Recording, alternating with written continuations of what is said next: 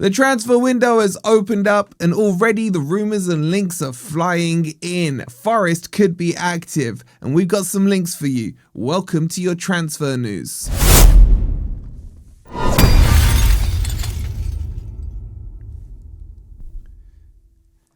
Hi guys, happy new year. Welcome to 2026 and the transfer window is officially open. And as always, Forest are probably going to be busy in it. So coming up, we're going to talk to you about a couple of links that are already fresh out the oven, as the saying goes. And I'll talk you through those and whether or not I think they're any good. But as always, please make sure you've hit the like button. Make sure you've subscribed as well. We'll have an outgoing video as well over on Patreon. So shout out to all the Patreonees. That's coming out this afternoon. If you want to support us, go click on that QR code or the link that's in there. And a massive thank you again for all your support in 2025. Nearly 7 million views is absolutely crazy.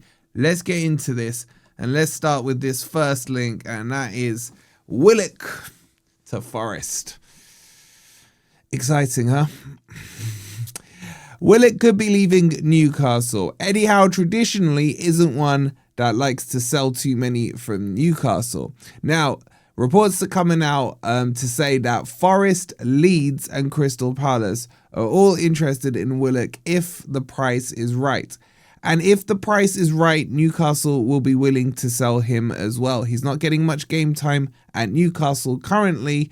He's kind of second fiddle to the likes of Tonali, Bruno and Joe Linton, etc. So I think Joe Willock will be looking to move on. Joe Willock needs to be getting game time. He's a decent player. Not a sexy player, a decent player is what I would say. Now, his valuation is in and around somewhere between 13 and 15 million pounds, something along those lines. And he plays central midfield. He can play cam and he can play right wing. Now, in terms of the breakdown of his games, he's played 115 games for Newcastle and scored 6 goals. Don't forget, before that, he was at Arsenal, 40 games for them and 1 goal. Went through the England academies, age group, from under 16 pretty much all the way up to under 21. Had a lot of potential under Arsenal. I think did okay at Newcastle, but I don't know if we need him. I'll be honest with you. We've got Elliot Anderson, we've got Sangaré, we've got Douglas Luiz, we've got a couple of others, Dominguez, Yates, etc. We've got plenty of players that can play in central midfield. But the feeling is that Forest will be looking to recruit a central midfielder and a left back as well as 2 of their priority positions. I think we probably need another winger, maybe even a goalkeeper.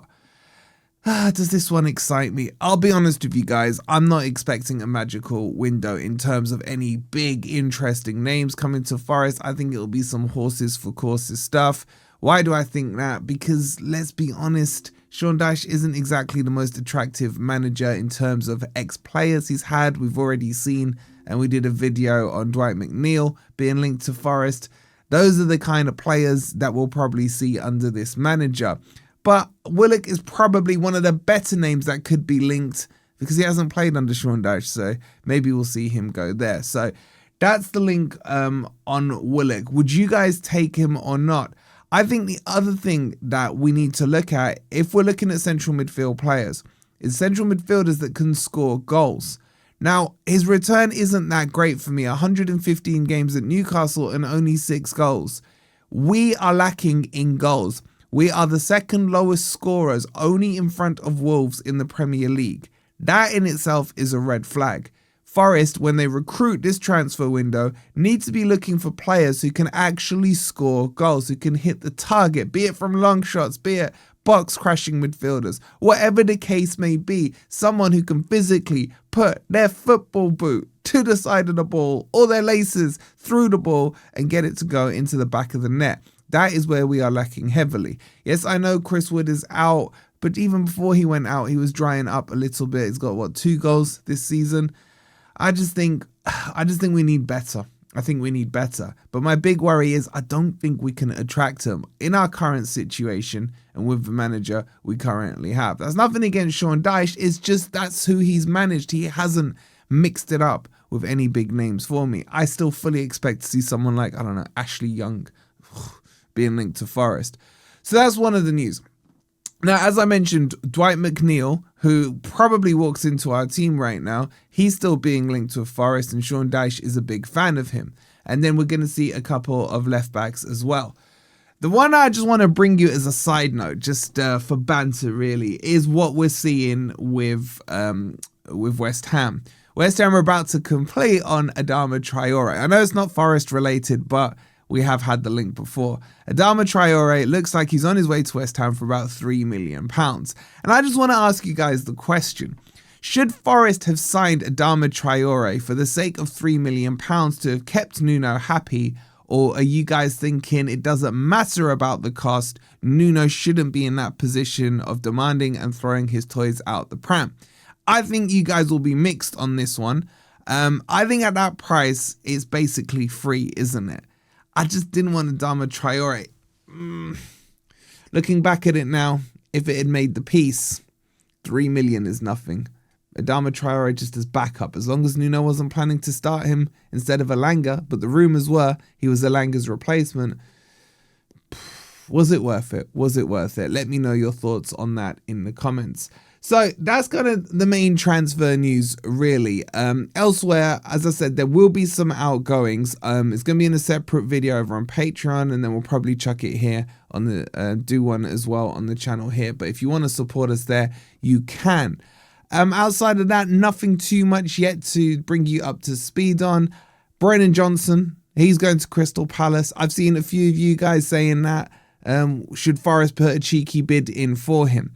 Now, the interesting point on this is Forest are going to get a cash injection from this, because Spurs obviously had a payment plan in place with Forest, and that money is going to go off to pay Forest off. Now, before you guys get excited and think, oh, £35 million cash injection in terms of transfer fees, no.